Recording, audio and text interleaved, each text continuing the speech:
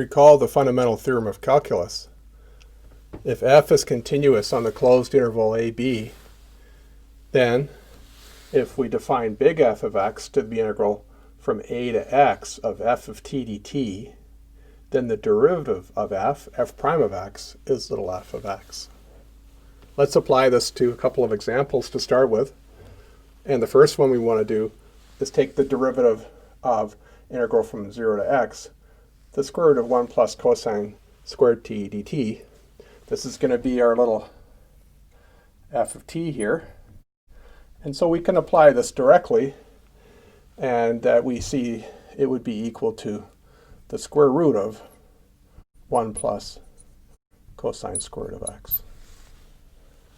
In this case here, we have the constant on the top and the variable on the bottom, and so we can write this as being equal to the derivative of minus integral from 10 to y x squared e to the x minus 1 dx.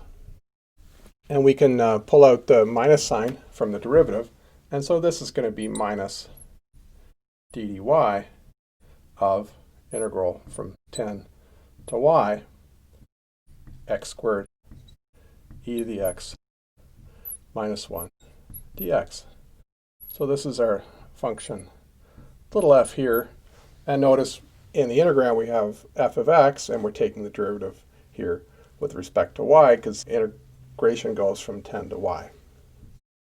Okay, so now we can apply the fundamental theorem of calculus immediately, and we have the minus sign here, and then we just have y squared e to the y minus 1.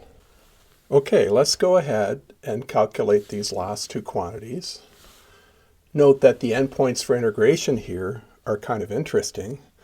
This endpoint is x to the fourth. This one is y squared, and this is y. And so we're going to need to use the chain rule here. So recall that the chain rule says the following.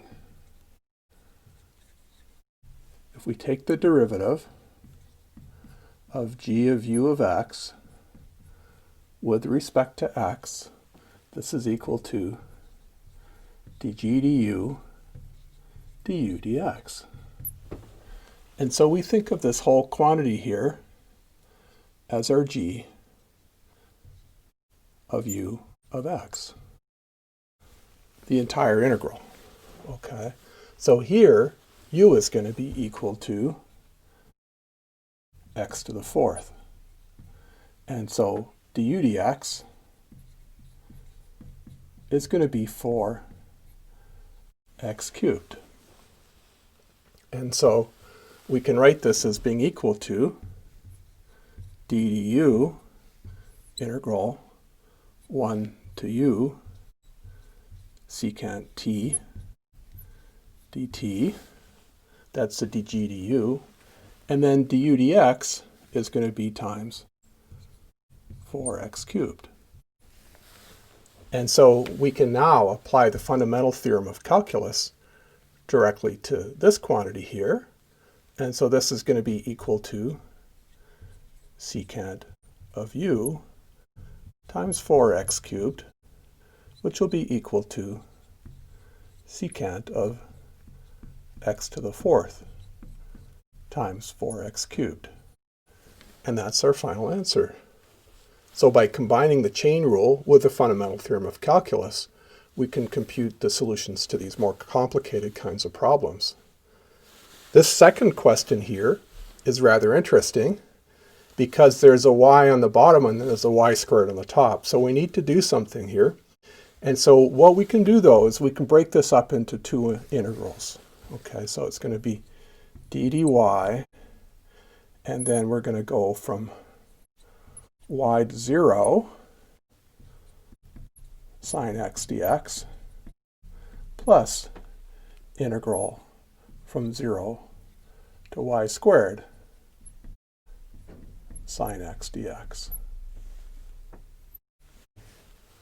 Okay, and then we're going to consider each of these separately. And so for the first one, we're going to want to change the order of the integration and put a minus sign in. So this is the derivative with respect to y of minus integral from 0 to y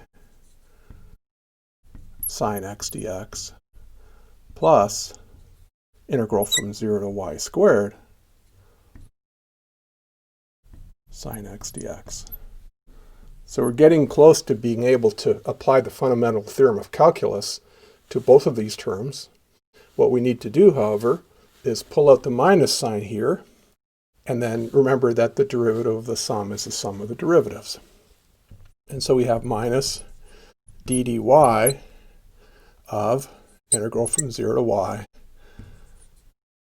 sine x dx plus d dy integral 0 to y squared sine x dx. And so when we evaluate the first term, we apply the fundamental theorem of calculus directly, and so we get that this is minus sine of y. When we evaluate the second term, we have to use the chain rule as we did earlier, and so this will give us plus sine of y squared times 2y. And so that's our final answer. So you can see if we combine the fundamental theorem of calculus with the chain rule or rules for the definite integral, we can compute more complicated quantities.